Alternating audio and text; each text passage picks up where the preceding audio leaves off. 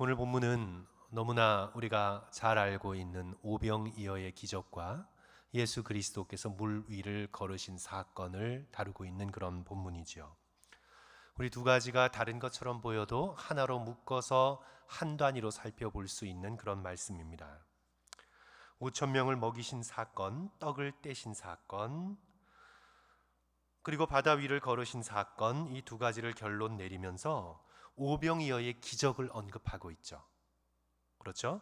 오늘 마지막으로 읽은 마지막 절 52절에서 이는 그들이 그 떡 떼시던 일을 깨닫지 못하고 도리어 그 마음이 둔하여 졌음이러라. 바다 위를 걸으신 사건을 언급하면서 결론은 오병이어의 기적을 통해서 깨달은 것을 쉽게 잊어버리는 그런 제자들의 믿음 없음을 기록하고 있죠. 그러니까 이 오병이어의 사건과 무리를 걸으시는 이 기적의 사건은 하나로 취급해서 함께 읽을 수 있는 말씀입니다.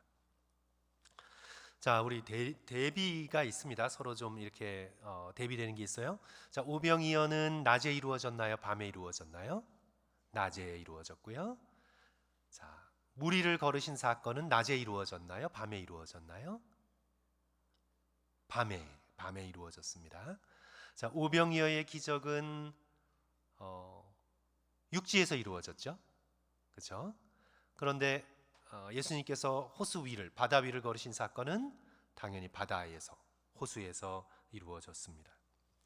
그리고 이 오병이어가 땅을 상징하는 오병 5개의 빵, 그 다음에 물을 상징하는 2마리의 물고기. 그래서 이 오병이어의 사건이 바다를 포함하고 있고 또 예수 그리스도께서 바다 위를 걸으신 것을 보고 놀라고 두려워한 제자들의 믿음 없음이 오병이어의 기적을 깨닫지 못한 것으로 그들의 믿음 없음을 꾸짖고 계시고, 그래서 이 두 개는 한 단위로 읽을 수 있는 그런 본문의 말씀입니다. 두 사건 모두 다 기적 자체보다 이 기적을 일으키신 예수님이 누구신가 하는 예수님의 정체에 대해서 우리들에게 계시하고 있는 그런 말씀이죠. 이제 오병이어의 기적을 살펴보면 예수님이 제자들과 함께 사역하시다가 사역에서 잠시 물러나 안식하는 시간을 가지려고 하십니다. 예수님의 사역을 보시면 사역을 하시다가 잠시 물러나 안식하시며 기도하시고 다시 하나님께로부터 힘을 받아 사역하시다가 다시 물러나셔서 안식하시고 기도하시고 금식하시면서 힘을 받으시고, 그러니까 사역과 안식의 사이클이 예수 그리스도의 사역의 방향, 사역의 움직임이었습니다. 그래서 31절 이르시되 너희는 따로 한적한 곳에 에레모스 한적한 곳에 가서 잠깐 쉬어라. 왜냐하면 제자들이 음식 먹을 겨를도 없이 바빴기 때문입니다. 그리하여 배를 타고 이제 한적한 곳으로 가지만 33절 보시면 그들이 가는 것을 보고 많은 사람이 그들인 줄 안지라 모든 고을로부터 도보로 그곳에 달려와 그들보다 먼저 갔더라. 군중들이 따라 붙어요. 쉴 겨를도 주지 않아요. 그 정도로 군중들은 절박했습니다. 예수께서 그런 군중들을 보시고 어떻게 여기셨습니까? 귀찮게 여기셨습니까? 어떻게 여기셨죠? 오늘 본문에서 불쌍히 여기셨다. 우리가 자주 헬라어로 살펴본 것처럼 스플랑크니조마이라는 단어를 썼습니다. 아주 강한 단어입니다. 속이 뒤틀려질 정도의 연민입니다. 한번 눈물 흘리고 불쌍하구나 하고 곧장 내가 하는 일을 하는 그런 조금 가벼운 의미 속에서의 동정과 눈물이 아니라 너무나 마음이 아파 내장이 뒤틀리는 것 같은 깊은 연민, 그것이 바로 스플랑크니조마이, 불쌍히 여기다라는 단어의 깊이입니다. 우리 인간이 좀처럼 체험해 보지 못하는 그런 깊은 연민, moved with compassion, 깊은 동정으로 속이 끓어오르는 상태.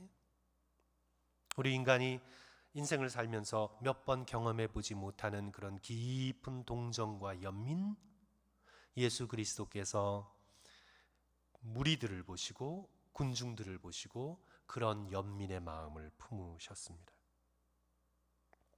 34절이죠. 예수께서 나오사 큰 무리를 보시고 그 목자 없는 양 같음으로 인하여 불쌍히 여기사. 복음서를 보시면 사람을 대하시는 예수님의 기본적인 태도는 불쌍히 여기시는 것입니다. 성도 여러분, 여러분들은 사람을 대하시면서 어떤 기본적인 태도를 갖고 계세요? 부담스럽다. 사람을 대하면 귀찮다. 좀 의심스럽다. 아니면 경쟁의 눈빛으로. 성도 여러분, 사람을 대하시는 여러분들의 기본적인 태도는 어떤 것이세요? 예수님의 사람을 대하는 기본적인 태도는 불쌍히 여기시고 귀하게 여기셨다. 예수 그리스도의 따뜻한 마음을 우리는 알게 되죠. 그래야 사도 바울은 예수 그리스도의 이 마음을 본받아 에베소서 4장 32절에 서로 친절하게 하며 어떻게 해요? 불쌍히 여기며 서로 용서하기를 하나님이 그리스도 안에서 너희를 용서하심 같이 하라. 그렇죠? 예수 그리스도를 닮아 우리도 불쌍히 여기는 마음으로 서로의 잘못을 용서하고 용납하는 그런 믿음의 공동체를 이루라고 권면하고 계시는 거죠. 우리가 그리스도인으로서 가장 경계해야 할 것 중에 하나가 사람을 향한 차가운 마음, 냉정한 마음입니다. 물론 내가 에너지가 없어서 사람들을 잘 해주고 잘 돌보다가 잠시 쉬는 것은 괜찮아요. 우리는 언제나 사람을 만나고 사람을 좋아하고 사람을 사랑할 수 없는 그런 기질적 성품을 가진 분들이 있어요. 하지만 우리가 사람을 대하는 기본적인 태도는 사람을 향해 따뜻한 마음을 품고 있는 것. 그래서 내가 지금은 에너지가 없어 잠시 물러나 있지만 다시 회복하여 따뜻한 마음을 품고 사람들에게 다가가고자 하는 마음을 가지는 것. 그것이 우리가 우리의 마음을 돌보면서 예수 그리스도를 향해 끊임없이 간구해야 하는 불쌍히 여기는 마음, 사람을 따뜻하게 품어주는 그런 마음이겠습니다.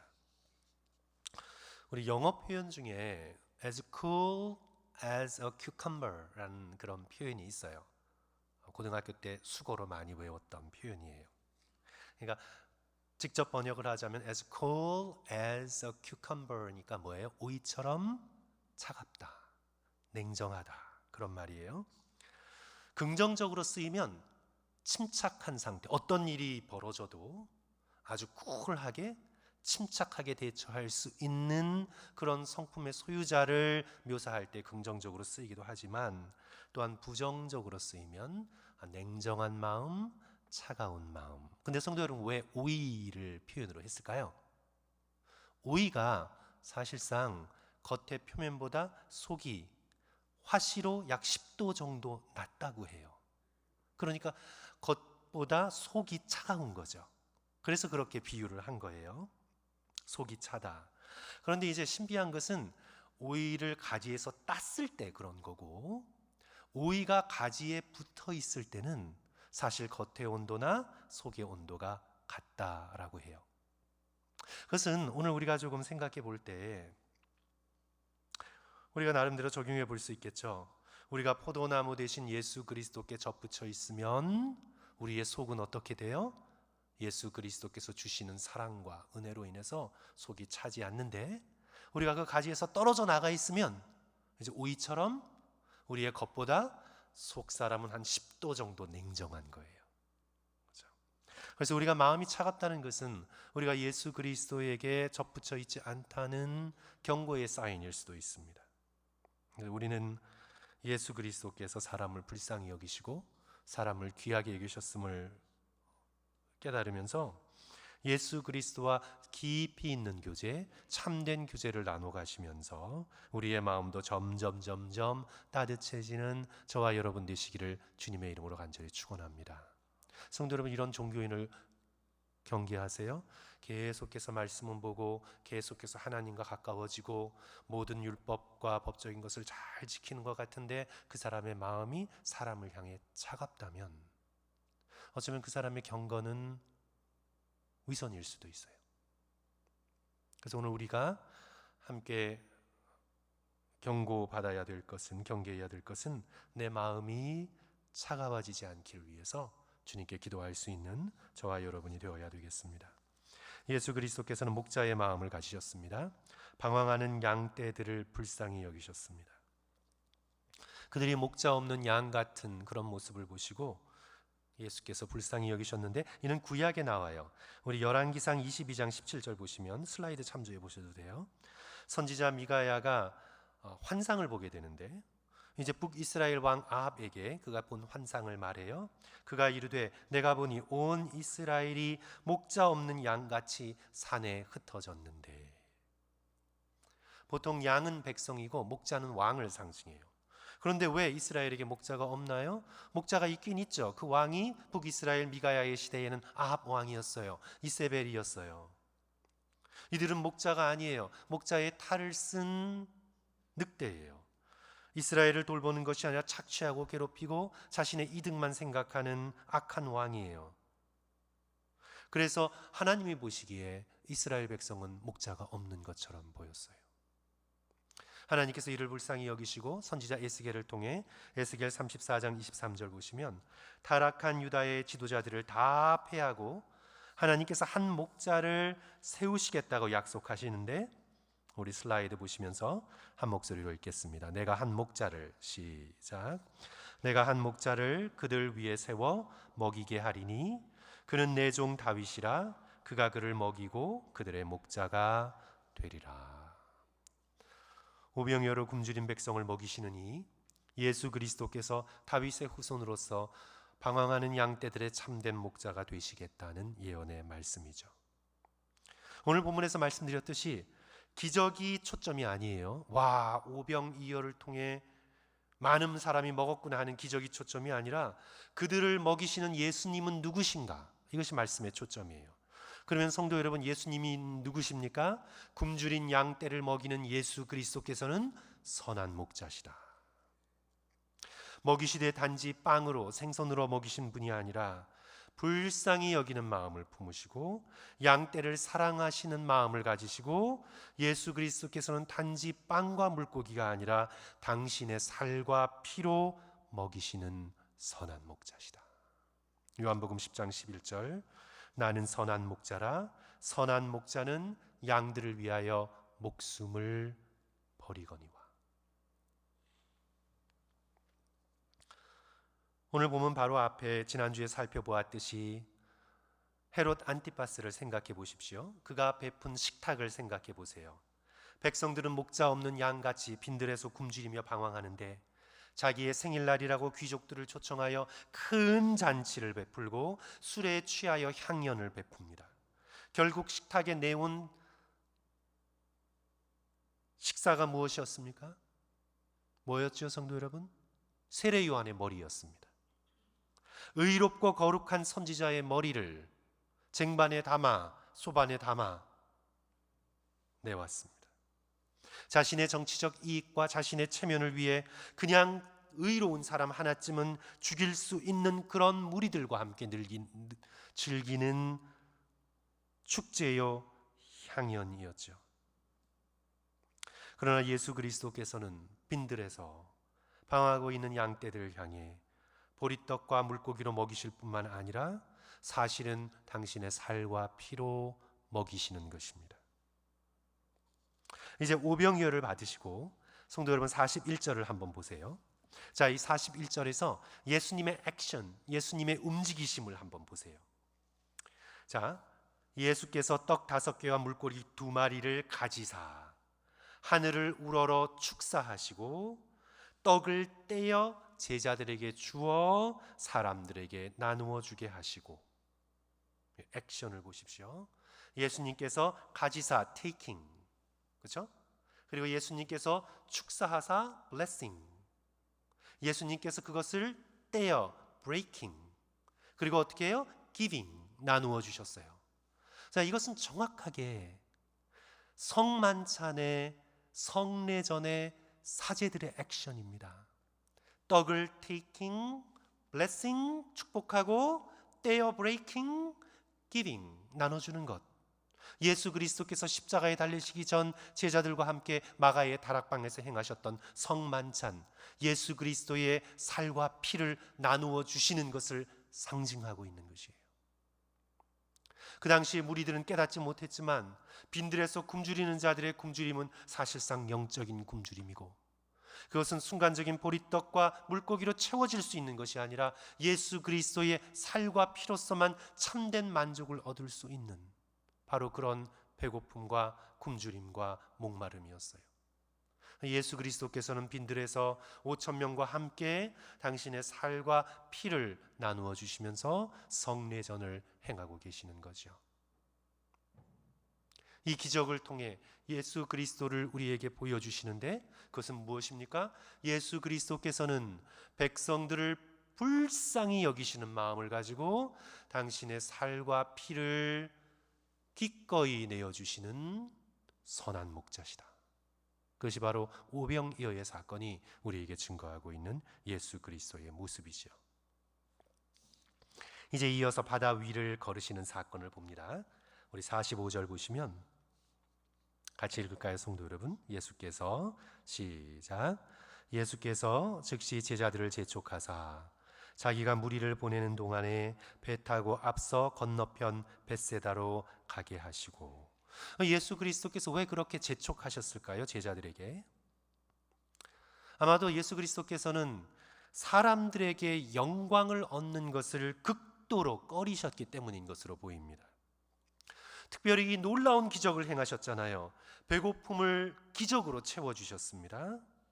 그러니 백성들이 만족했죠. 그리고 자신의 배고픔을 채워주는 사람, 그런 사람이 누가 무엇이 되기를 원합니까? 왕이 되기를 원하잖아요. 오늘날에도 다른 어떤 이슈보다 성도 여러분, 오늘날 선거를 좌지우지하고 있는 게 뭐예요? 경제잖아요. 경제. 다른 거 아무리 잘해도 경제를 망치면 대통령이 될 수 없잖아요. 우리에게 빵을 안정적으로 공급해 줄 지도자, 그런 자가 왕이 될 수 있고 대통령이 될 수 있다. 이것이 예나 지금이나 백성들이, 사람들이 생각하는 거잖아요. 그러니까 지금 5천 명의 사람들이 예수님께로부터 떡과 생선을 풍족히 받아 먹고 만족을 누리면서 이제 이런 분이 바로 우리의 지도자가 돼야 되고, 이런 분이 바로 우리의 왕이 돼야 된다고, 그렇게 제자들과 예수님께 달려와 붙들어 자신들의 왕이 되어 달라고. 이제 요한복음 보시면 요한복음 6장 15절, 오병이어의 기적 이후에 사람들이 예수님을 억지로 왕으로 삼으려고 했습니다. 그러므로 예수께서 그들이 와서 자기를 억지로 붙들어 임금으로 삼으려는 줄 아시고 다시 혼자 산으로 떠나가시니라. 사람들의 인기나 사람들의 마음에 의존하여 사역하지 않으시고, 사람들이 붙들려고 하고 사람들이 칭찬하려고 하면 떠나 산으로 가신 이유, 오늘 마가복음 6장 46절, 무리를 작별하신 후에 뭐하러 산에 가셨습니까? 기도하러 산으로 가시니라. 사람들의 인정과 사람들의 칭찬과 사람들의 인간적 요구가 아니라 기도를 통해 성부 하나님의 뜻을 온전히 받들기 위하여, 기도를 통해 성부 하나님께 능력을 받으셔서 사역하시기 위하여 사람들을 떠나 산으로 가서 기도하시는 겁니다. 이제 밤이 되었습니다. 47절 보시면 저물매. 자, 어떤 상황입니까? 벳세다로 제자들을 먼저 보내시고 예수님은 홀로 산에서 기도하시다가, 그런데 기도하시면서 예수 그리스도께서 보세요, 바다에 풍랑이 일어나는 것을 보세요. 사실상 테크니컬하게 보면 바다가 아니에요. 호수예요. 갈릴리 호수. 갈릴리 호수는 크다면 크고, 사이즈로 보자면 우리 성도 여러분, 우리 캘리포니아에서 제일 큰 호수 레이크 타호에 다녀오신 분 계세요? 레이크 타호? 그죠? 타호의 모습, 둥그런 모습과 갈릴리의 둥그런 모습이 거의 비슷해요. 너무나 비슷해요. 그런데 타호 호수의 면적이 갈릴리보다 3배 커요. 그러니까 갈릴리 호수도 꽤 큰 호수예요. 그래서 타호 호수가 얼마나 큽니까? 그러니까 한 3분의 1 정도, 레이크 타호보다 작아요. 그런데 이제 이 갈릴리 호수는 지구상에서 가장 낮은 담수 호수예요. 약 한 212m 정도 낮아요. 해수면보다. 물론 더 낮은 호수가 저기 사이에 있지만 사이는 소금으로 가득 차서 먹을 수 없어요. 그래서 갈릴리 호수가 담수 호수로는 지구상에서 가장 낮아요. 213m래요. 213m 푹 꺼져 있어요. 그러니까 해수면에서 푹 갑자기 꺼져 있으니까 갑작스러운 돌풍에 의해서 호수 표면에 아주 강력한 풍랑이 예상도 못하게 갑작스럽게 닥칠 수가 있어요. 그래서 지금 그런 상황이에요. 별로 크지도 않은 호수에 엄청난 바다보다도 큰 풍랑이 일어납니다. 48절, 바람이 거스름으로 제자들이 힘겹게 노젓는 것을 보시고 이제 그들을 만나주러 오시는데 기적을 행하시죠. 오병이어의 기적 이상의 놀라운 기적을 행하시는데 예수 그리스도께서 배를 타고 가시거나 수영을 해서 가시는 것이 아니라 밤에 어떻게 가세요? 물 위를 풍랑을 밟으면서 걸어서 제자들 앞으로 가세요. 우리는 지금 과학의 시대를 살고 있기 때문에 도대체 이게 가능한 일인가? 과학적으로 역사적으로 정말일까? 전설이나 혹시 꾸미는 얘기 아니야? 그런데 성도 여러분, 이 성경의 기적은 이것 하나만 알면 다 해결이 돼요. 예수님이 누구신가만 알면 다 해결이 돼요. 예수님이 한 인간에 불과하다면 그것은 사람들이 지어낸 이야기, 꾸며낸 이야기예요. 그러나 우리가 진정으로 믿는 대로 예수 그리스도께서는 완전한 인간인 동시에 하나님의 독생자요, 아니 하나님의 본체시요, 하나님과 동등이신 분이시요, 골로새서 1장 16절의 고백처럼 만물이 다 그로 말미암아 지어진 창조주심을 믿는다면, 예수 그리스도께서 무에서 유를 창조하신 하나님의 권능을 가지신 분이심을 우리가 믿는다면, 성도 여러분, 성경에 나온 기적은 모두 다 해결이 돼요. 믿지 못하기 때문에 해결이 안 되는 거예요. 그러나 모든 자연 법칙 위에, 모든 인간의 어떤 자연의 모든 질서 위에 그 모든 것을 창조하시고 운행하시고 관리하시는 예수 그리스도는 하나님의 아들이심과 동시에 하나님의 본체시고 성자 예수 그리스도라는 사실을 믿기만 한다면 왜 예수 그리스도께서 오병이어로 백성들을 먹이지 못하시고 왜 예수 그리스도께서 바다 위를 걸어가지 못하시겠어요? 바다를 창조하신 분이 왜 바다 위를 걸어가지 못하시겠어요? 성경에 나오는 기적은 예수 그리스도에 대한 믿음 하나로 전부 다 해결이 됩니다. 이제 예수 그리스도께서 제자들에게 보여주고자 하셨던 것은 물 위를 걷는 기적을 통해 당신이 누구신가를 보여주시고자 했어요. 오병이어의 기적을 통해 예수 그리스도께서는 당신의 살과 피를 떼어주시는 선한 목자라는 걸 보여주고자 하셨고, 이제 물 위를 걷는 기적을 통해서 우리 48절, 바람이 거스름으로 제자들이 힘겹게 노젓는 것을 보시고 밤 사경쯤이란 밤이 가장 깊은 3시경이에요. 바다 위로 걸어서 그들에게 오사. 자, 그런데 이제 여기서 한 가지 표현이 우리의 눈에 딱 걸려요. 오사 지나가려고 하심에. 바다 위에 타시거나 하지 않으시고 지나가려고, pass by, 파렐코마이라는 단어가 쓰였어요. pass by, 지나가려고 하셨어요.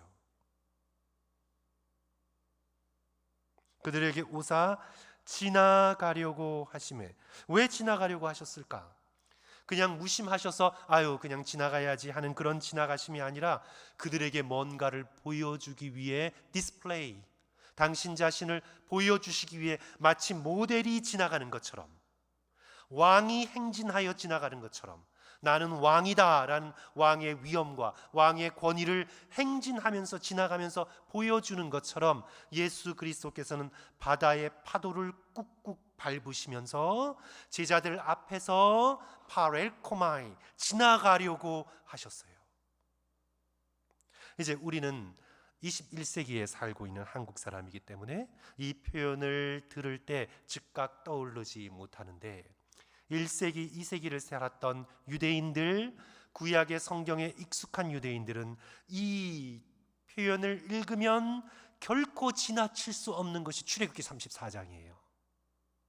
출애굽기 34장에서 모세가 여호와의 영광을 보여달라고 여호와께 탄원합니다.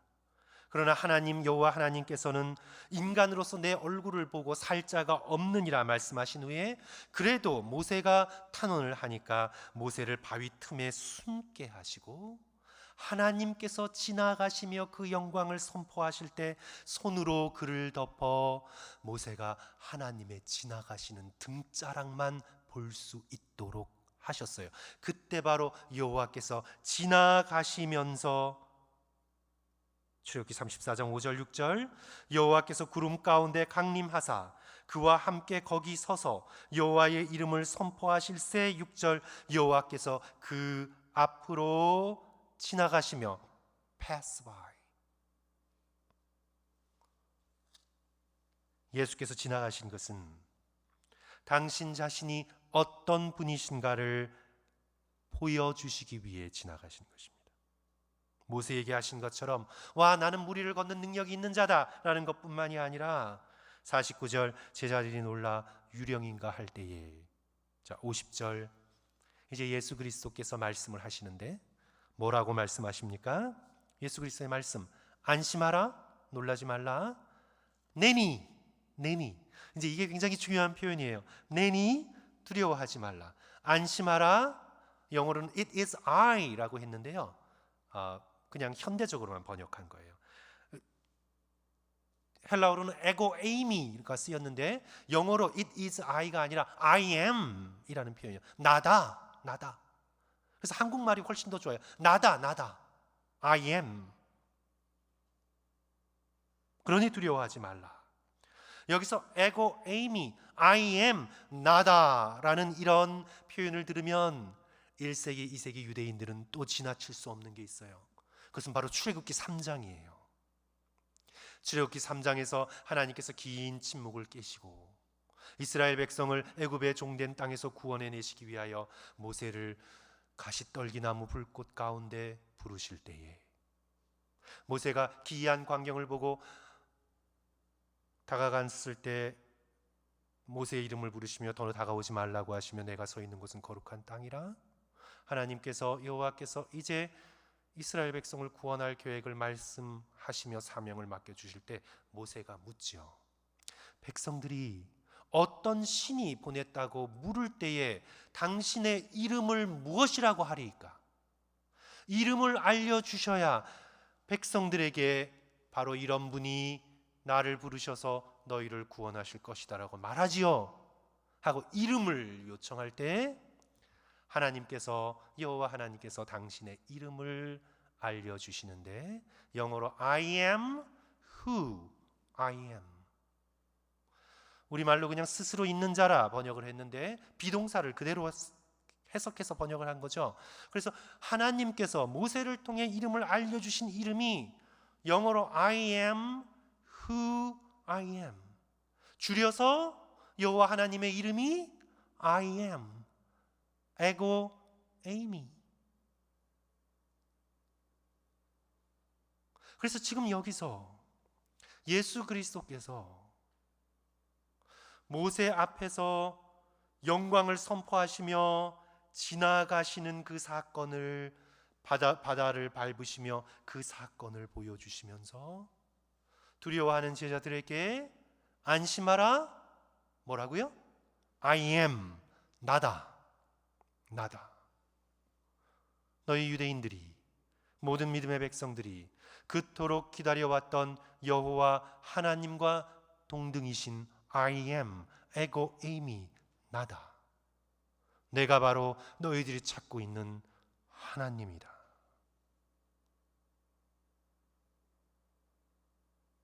당신 자신의 하나님 되심을 계시하시는 사건이에요.